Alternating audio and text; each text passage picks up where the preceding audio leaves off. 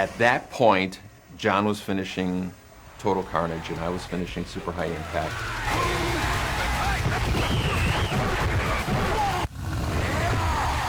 I eat quarterback for breakfast!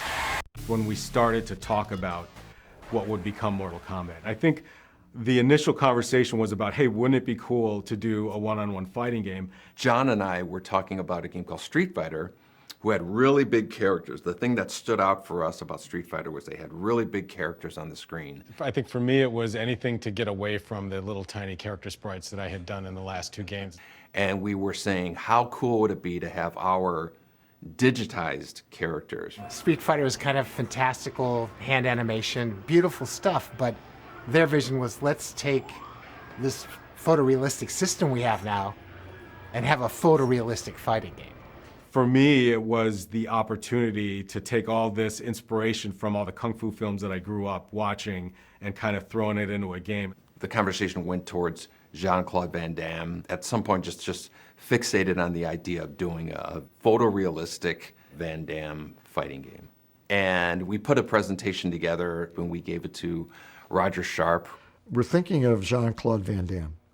Let's see if he's interested.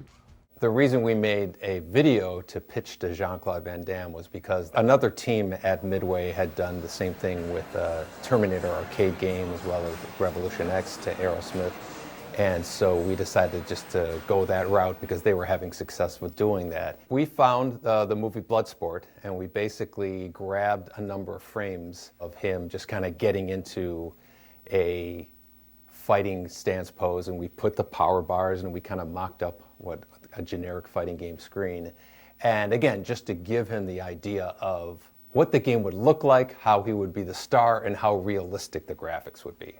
And I reached out, and it wasn't a no. Whether or not things didn't happen quickly enough, I don't think that it was ever like a door closed. John and Ed thought, Roger, just forget it. Because I think we just kind of left it. So that was just kind of like the way that you would pitch an idea.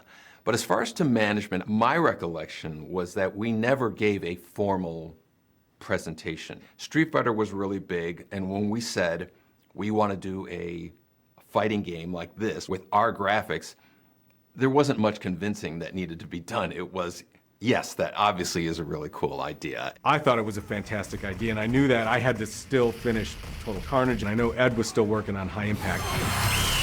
Touchdown! But I think that was the beginning of the conversation. Maybe our next game could be this fighting game.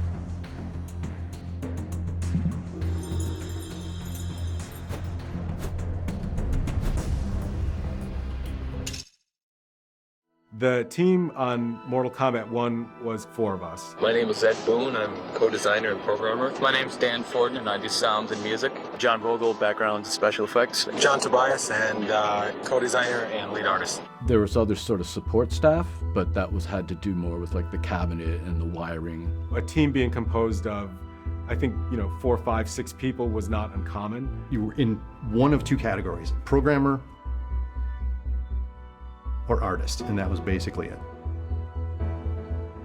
Everything felt like, being in a rock band or something, just a very few number of guys. He's guitar, he's drum, he's, we all had our own jobs to do, and we'd fight with each other, and we'd hang out with each other and go see movies with each other and stuff. And certainly when I started working on Smash TV, it was myself, Mark Turmel, and I think there was maybe one other programmer at the time, and then Eugene Jarvis eventually came on. Partly it was just the simplicity of the games of that era.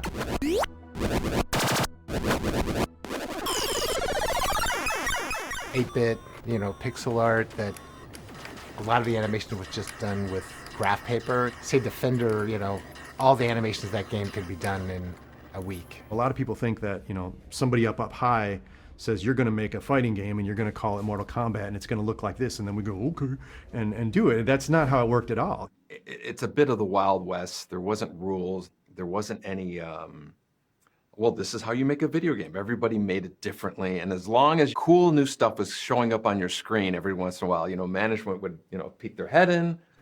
Oh, you got fatalities going. Good job. And then they'd leave and you just continue with it. Win. It was so pure. You didn't have to, have a committee meeting every time you wanted to add a feature. And things were so loose back then. There wasn't really a workflow. It was like, hey, we need to get something done. Just do it. It was just like, yeah, let's try this out, and see if it works. And I think maybe a part of it was also that I wasn't conscious of might have been to keep costs down. I know what my salary was at the time. I don't know what Ed's salary was, but I have to believe that the development of MK in terms of the cost of us had to have been, I don't know, not much. And I remember at the end of my first year working at Midway, I was doing my taxes. My dad was helping me do my taxes. When I started at Williams, I was making $19,000 a year. He knew the hours I was putting in, and we did the math, and I was making probably $2 an hour is what I was making working at Williams, and I didn't care. I loved the work so much.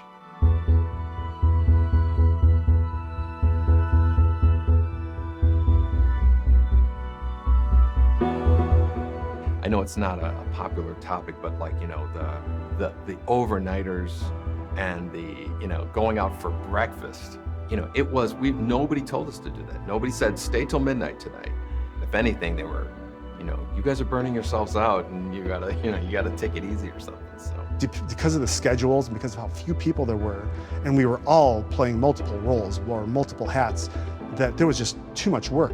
And it wasn't like we were being made to do this. It was an art, it was a craft, and it was a labor of love. So we were so passionate that we spent, all of our waking hours and our sleeping hours in the studio. Some people look back and they go, oh, that was abuse or something like that. It's like, no, we were guys in our 20s who were motivated to do something cool. You were working on Liu Kang's, flying kick, and it was feeling good, and you wanted to keep perfecting it, and it was my obsession. It was like being paid to do a hobby. If a band is up all night learning a song, they want to nail it, and it's the exact same thing. It's completely self-motivated. Back then, it was nothing but fun. It was just, working there was just hilarious. The secret sauce was basically we were just a bunch of knuckleheads doing whatever we wanted, and we were happy.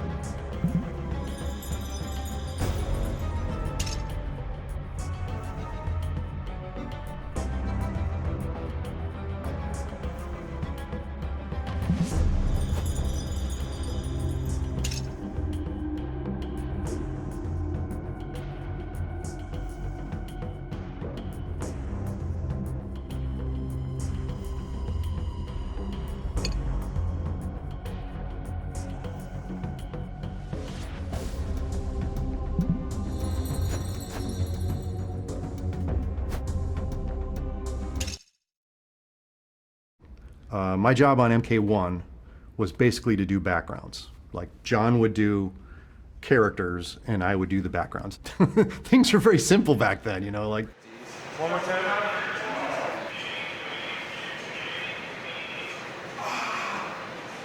That's great. He would choose which frames he wanted to use and then cut the background away from the characters, and that was his job, Literally after we shot the footage, I think maybe that night or the next day, I started stripping frames. Yeah. Right away.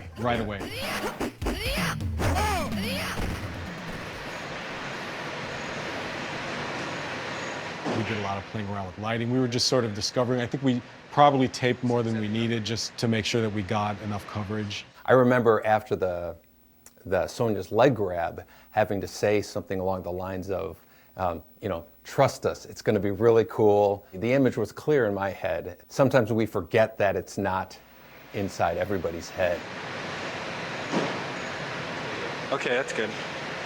Okay, now once from the middle, all you have to do is just land right there. Can you do that, or is that The beginning part. She should do it from the stance. Right. We were trying to get a film-like quality, but we wanted to just amp it up a little bit. And once we realized that pumping up colors really attracted people to our games, that was, you know, also our trademark.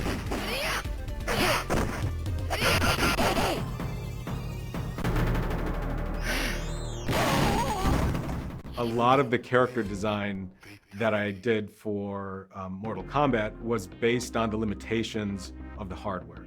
So I knew that we had a limited color palette that we could work with. I knew that you know, the pixel resolution kind of restricted what we were capable of doing. So bold colors, simple shapes would distinguish one character from another would be important. And I knew that a color palette that would distinguish one character from another was also important. And I was careful not to repeat those things. You know, the thing about the ninjas was, you know, the nature of them. As you know, there were palette swaps of each other. It was all to save memory. You know, it was a very precious thing in our arcade games. And so Scorpion and Sub-Zero, they were the same character with different colors. You know, John wrote this amazing backstory behind them, making them enemies, and that added to the mystique of the characters.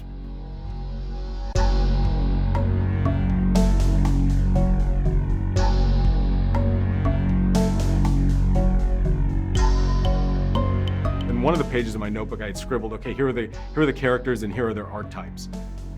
I knew that, well, we need a hero, we need a villain,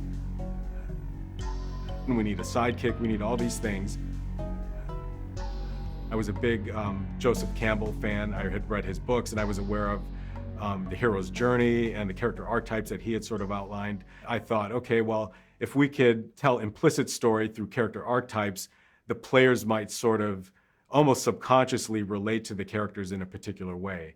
So that played a part in sort of the character choices we made. I don't recall exactly why we did some characters and not others. I know that we were limited with the number of characters we could do. A few of them I remember not using. One of them was a character called Minamoto Yoshitsune. It was based on a Japanese mythological character. And another one was called Rakuro, who was based on, I think, a Japanese mythological beasts. Those two characters didn't make it in. I think part of it was because the names became a big deal for us. It's like, you know, how does this name roll off the tongue? You know, if a name was too long, we knew it was going to be difficult to display on the health meters. It was usually silly things like that would play a part in some of the choices we made. Most of the characters' names came from John Tobias. A couple of the characters, he didn't have a name written down for them. He had Ninja 1 and Ninja 2. I was a little bit more of like a simple superhero mindset, so I started calling them Scorpion and Sub-Zero. Those simple names were kind of like my influence, but the authentic, cool names, Goro, Shang Tsung, Kano, Raiden, you know, that was John's deal. For Mortal Kombat 1, there wasn't a lot in the way of concept art that we did. Conceptualization was just limited to just scribblings in a notepad. I don't remember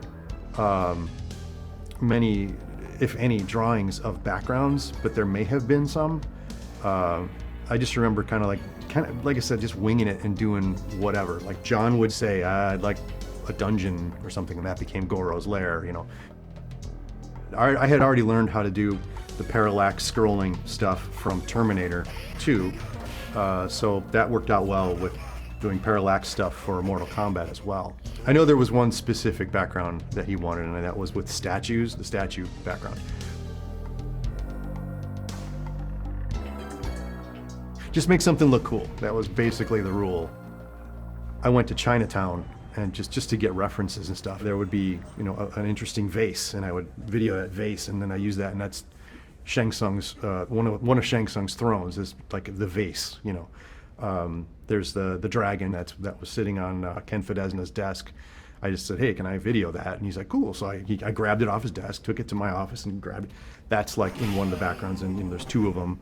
And then there's the pagoda in Chinatown that I videoed that and used that as, the courtyard, I guess we call it, I think. Shang Tsung is also in another chair, and it's that big roof thing. That's from Chicago. That's from Chinatown. So sometimes it meant opening a book and going, oh, that's a cool Chinese thing. Get the camera, take video of it, and use that. There are things from books in Mortal Kombat 1. I just went out and grabbed stuff. What looks cool? Kind of a guerrilla artsy sort of way. It wasn't really planned all that much back then.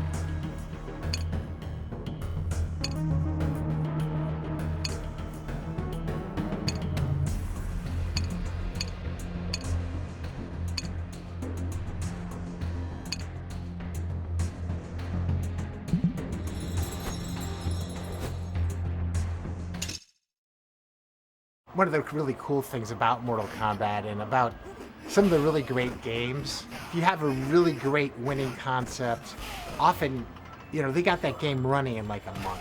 A lot of modern games, it seems like they spend all their time in this graphical wilderness trying to get everything looking so cool, and then they've got like 3 weeks left to figure out what the game is. We had a very fast iteration. I would get art from John. We put it in, and an hour later, we were playing it.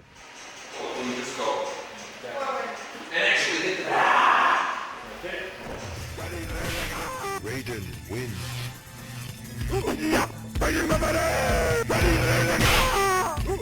The first time you play it, you just go, this is incredible.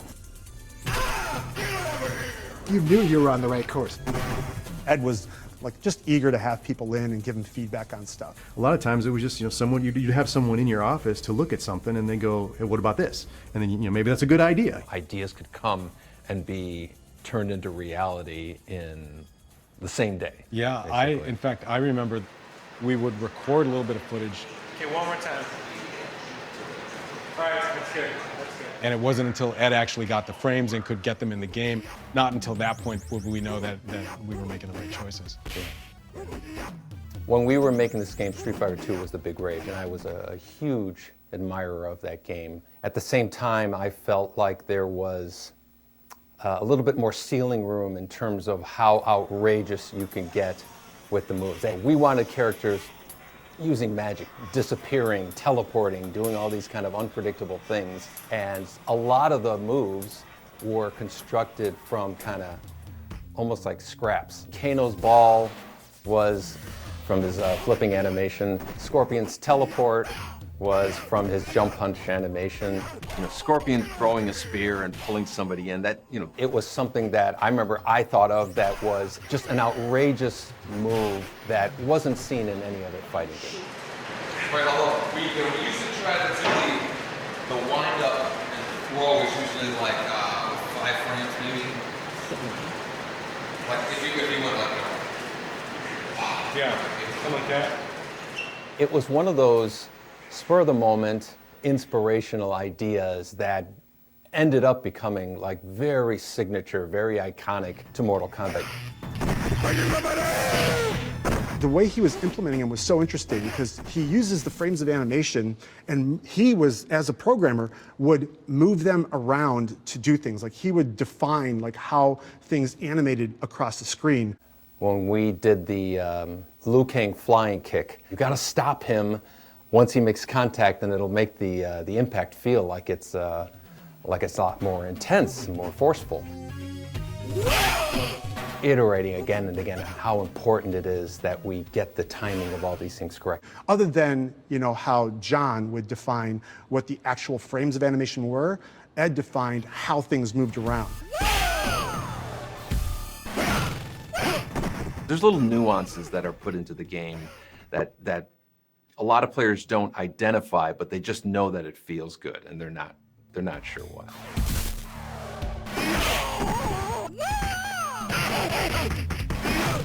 I think that was a hard lesson to learn back in the day of, hey, I want this animation to be really smooth and I want it to be like 100 frames. And it's like, no, it doesn't feel good. It doesn't feel good. And it has to feel good.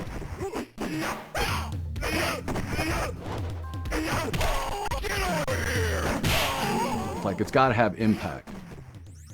Impact and drama, you know, that's what people are going to respond to.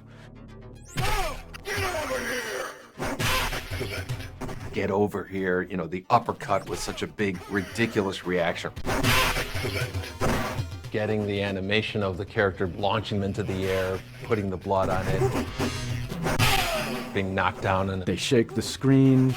And the sound call that Dan Forden did. It's like, no, we need like a really big sound for a hit. It's like, okay, so I made like a really big sound for a hit. The scream of the attacker. The victim, you know, yelling as he flies away. Put all that stuff together, it's like, boom. It's like, oh my God.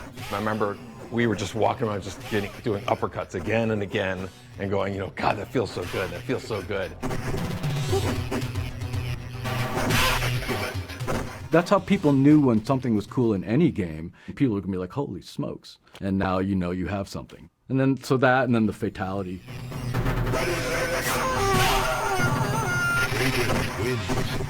Like, fatalities were the big thing that made us a hit.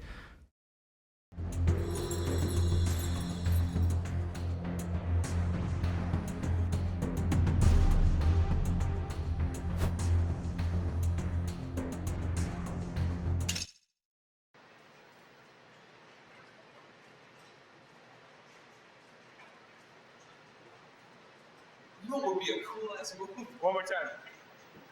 All right, that's cool. Do ninjas ever have this sort of... That was cool, Dan. What was that? You pull something like an arrow or whatever, it's stuck into the other guy, and it dragged him across the... Didn't you say... Right, although we used to try to do the wind up and throw is usually like 5 frames maybe. Like if you went like yeah, something like that. You can do the wind up. Maybe something more like you do like this, because you know what I'll do? I'll like trail the rope. Right. Can you make where you throw it the plane like the thing to hit the guy in the chest, you know?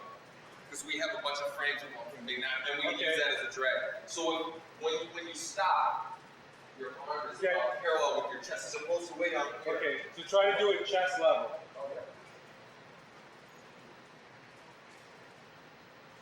A little bit more of a wind up. You're gonna trail. So that would be all right, because I could do like a little thing of the rope more like this, like guitar in, like a little snake in. Oh, you know what? Wait, you know what we should do? After he does that, we should have him do. Well, I think you have to do like a. Yeah, okay. So, do the throw, and then we need some kind of throw back. Put your hands together and do that. Okay. Yeah.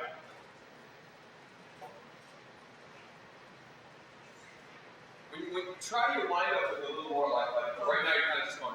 Okay,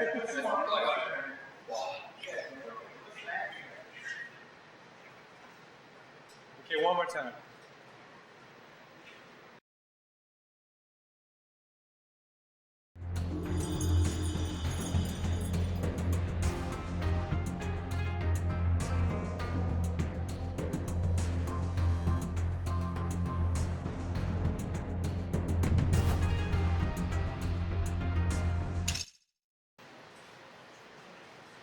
You know what we should do, John?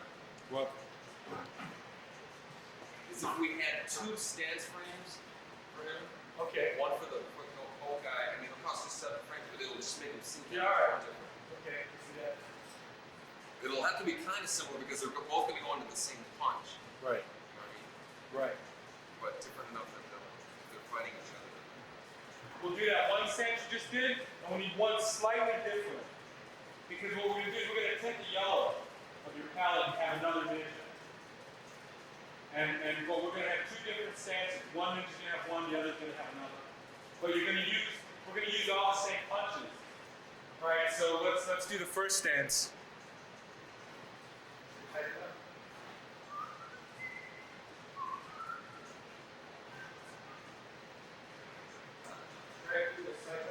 Try doing this out like this. Yeah. A little slower. A little slower, yeah. Okay. That's good. I should be able to get some. And then let's do the second one, which is.